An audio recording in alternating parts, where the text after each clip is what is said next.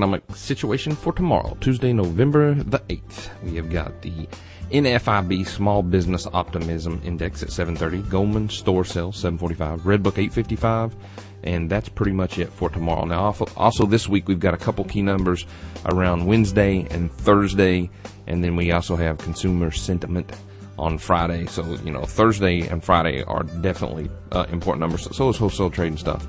None of those numbers are going to be good on Thursday or Friday, so should give a push to certain market. All right, one of the main things that I like to do is I keep the videos pretty much the same. It's for a couple of reasons. One, it's a habit, and it's just how I look at the markets. And number two, it just keeps everything consistent so that it's like a checklist for me. If I do it the same way every time, I have less of a chance of missing something. So I'm going to change up something a little different just because I think it's important to deviate enough from this to teach you how to read price action.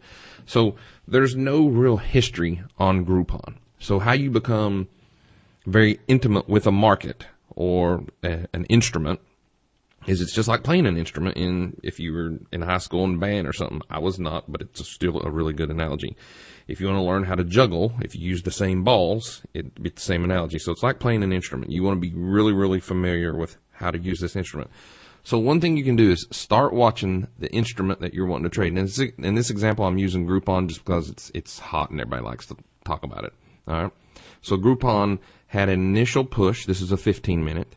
And then after that, it lower, retraced up, and then finished down. Now, gapped up today, sold off into the previous day's low, broke through it, went lower, came back up, rejected, and then it kind of closed in that range. Now, that's a 15-minute. Now, if you change that to something like a 2-minute, you're basically going to see the same thing. It's just going to be a little bit more herky-jerky, but you can see the same exact mentality. Low, retrace, comes down here, gaps up, fills the gap, breaks the previous day low, dives lower, and then that resistance or support, which was broken, now becomes resistance, and then it's going to have an issue with it, and now it's kind of just trying to figure out what it's doing now.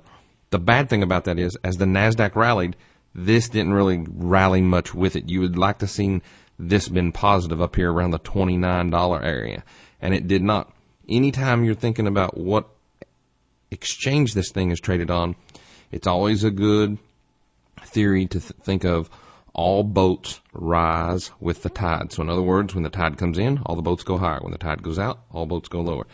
This should be a good market proxy. It's not following along so well with the Nasdaq, which implies that it has a more downward type pressure. So when the Nasdaq does go lower, it'll follow too. But when the Nasdaq goes higher, it kind of lags behind. So it's not really a great place if you're looking for a long investment.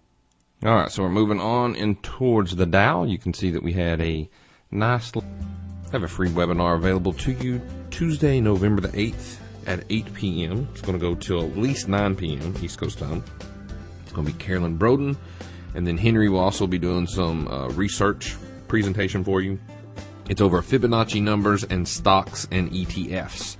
And it's also how we use Carolyn's information on her Fibonacci clusters to help us on areas of entries and exits that pertains to our research too. In other words, it's how to use Carolyn's Fibonacci clusters with trade the markets, indicators, and areas that we are also interested. So that happens Tuesday, November the 8th at 8 p.m. East Coast time and goes till 9 o'clock.